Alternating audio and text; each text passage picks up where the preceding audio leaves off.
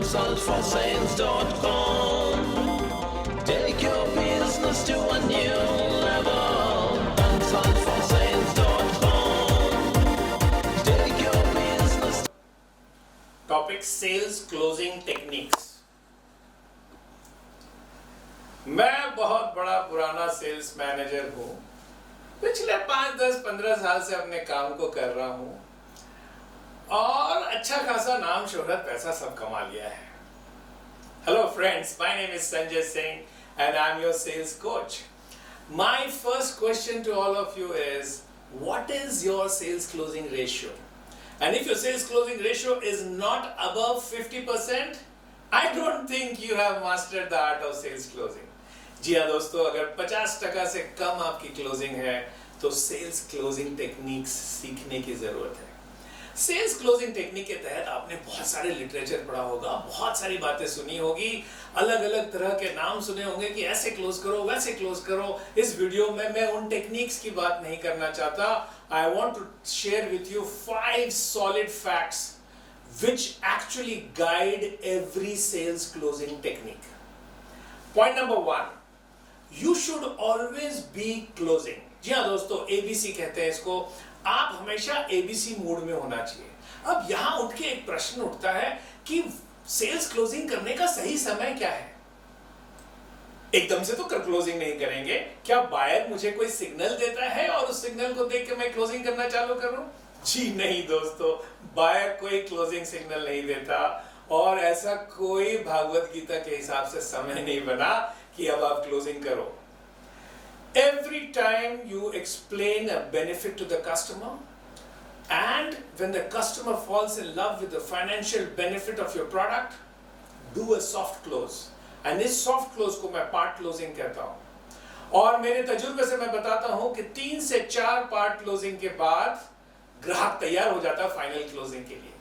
तो जो व्यक्ति पार्ट क्लोजिंग नहीं करता है और उस समय का तलाश इंतजार में रहता है कि एक ही बार हथौड़ा चलाऊंगा, क्लोज कर दूंगा, उसका ऑर्डर क्लोज नहीं होता दोस्तों। So point number 1, always be closing. Point number 2, your job is to create a emergency in the life of the customer. जब तक ग्राहक को ये नहीं लगेगा कि आपका प्रोडक्ट नहीं खरीदने से उसके लाइफ में कोई इमरजेंसी आ सकती है, क्यों खरीदेगा वो आपकी प्रोडक्ट? आप कैसे इमरजेंसी क्रिएट करते हैं सामने वाले को? झूठ बोल के? नहीं, झूठ नहीं बोलना है दोस्तों। ऑलरेडी सेल्समैन बदनाम है इस बात के लिए। झूठ नहीं बोलना। आपकी प्रोडक्ट सामने वाले की लाइफ की किसी रिस्क को मिटिगेट कर रही है और इस रिस्क को मिटिगेट करने के साथ साथ उसकी एक फाइनेंशियल बेनिफिट भी दे रही है। अब देखिए, मान लीजिए कि मैं एक 5 स्टार एयर कंडीशनर बेच रहा हूं जो कि 90,000 की आती है 2 टन की, और एक और 2 टन की एयर कंडीशनर 35,000 की आती है। ग्राहक बोलता है कि यार ये तो बहुत महंगा है 90,000 वाला। Now what is the risk I am covering? मैं उसकी बिजली की बिल बचा रहा हूं क्योंकि 5 स्टार एसी 1 यूनिट बिजली पे 12 रुपए बचाएगा आपका। तो मैं क्वेश्चन पूछता हूं कि सर दिन में कितने घंटे चलाओगे? और वो बोलता 8 घंटे चलाऊंगा। तो घंटे का 12 रुपये बचता है, 8 घंटे में 96 रुपये बचेगा, दिन का 100 रुपये बच रहा है, 365 दिन में 36,500 रुपये बच जाएंगे। अब बताइए कौन सा एसी महंगा है ना दोस्तों? So please understand the risk, highlight the risk, and then you are set for a closing. Point number 3 is always try to understand that there is demand and scarcity. जो चीज बड़े आसानी से मिलता है उसकी कभी डिमांड नहीं होती है ना। तो जब आप अपनी प्रोडक्ट की बातचीत करते हैं, जब कस्टमर से बातचीत करते हैं, तो कस्टमर आपको सवाल पूछता है कि संजय ये प्रोडक्ट कितने देर में मिल जाएगा? अगर आपका जवाब है अरे सर आप ऑर्डर दीजिए, अभी ला के देता हूं। आपने क्या बोला अभी? आपने बोला कि सर मेरी प्रोडक्ट की कोई स्केर्सिटी नहीं है। तो अगर आपकी प्रोडक्ट की कोई स्केर्सिटी नहीं है, इसका मतलब इसका डिमांड भी क्यों होना चाहिए, है ना? समझ गए आप मेरी बात? तो जब भी ग्राहक कुछ पूछता है तो सोच समझ के जवाब दीजिए। अगर ग्राहक बोलता है कि संजय मैं तुम्हारे प्रोडक्ट को थोड़ा कस्टमाइज करना चाहता हूं, कितने दिनों में कस्टमाइजेशन हो जाएगी? और आप कूद के बोलते हो सर आज शाम को ही करवा देता हूं, फिर से आपने पांव पे कुल्हाड़ी मार ली। क्यों? क्योंकि there is demand in scarcity. आप अपने प्रोडक्ट की स्केर्सिटी को दूर कर रहे हैं, अपनी प्रोडक्ट की स्केर्सिटी को दूर करेंगे। आप जाइए अगली बार मर्सिडीज बेंज के शोरूम में और गाड़ी के टेस्ट ड्राइव लेने के बाद पूछिए कि ये गाड़ी मैं लेना चाहता हूँ, कितने दिन में डिलीवरी मिल जाएगी। मर्सिडीज बेंज का शोरूम का सेल्समैन आपको बोलेगा सर ये तो अभी वेटिंग में चल रही है, 3 महीना रुकना पड़ेगा आपको। और आपको लगेगा हाँ यार बहुत अच्छी प्रोडक्ट है, बहुत अच्छी डिमांड है, बड़े लोग यूज करते हैं, इसीलिए शायद स्केर्स है। So point number 4, try to create scarcity of your product. There is a particular way to do it. एक तरीका होता है, तरीके नहीं फॉलो कीजिएगा तो शायद उद्दंड नजर आइएगा, बट समझिए कि डिमांड स्केर्सिटी में होती है और स्केर्सिटी क्रिएट करना पड़ता है। ऑलराइट, और इसी के साथ मैं आखिरी पॉइंट आपको ये बताना चाहूंगा कि कस्टमर का एक इंटरेस्ट होना चाहिए आप में।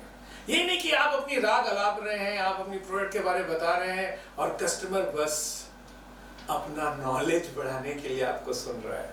जी हाँ दोस्तों, कस्टमर या तो नॉलेज बढ़ाने के लिए आपको सुनता है या फिर खरीदने के हिसाब से आपको सुनता है।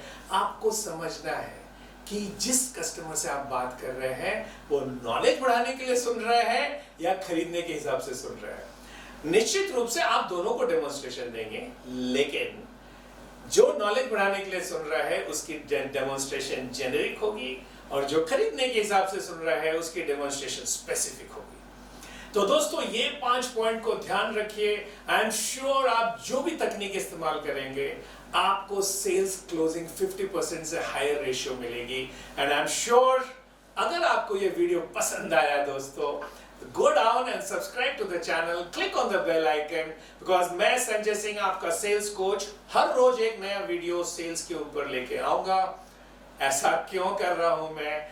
क्योंकि पिछले 38 साल से जो मैं सेल्स के फील्ड में हूं, जो सीखा है, जो समझा है, I am on a mission to empower 1 million salespersons with the science of selling before 2025. So please come patch up with me till I upload my next video tomorrow. Bye-bye. Consultforsales.com. Take your business to a new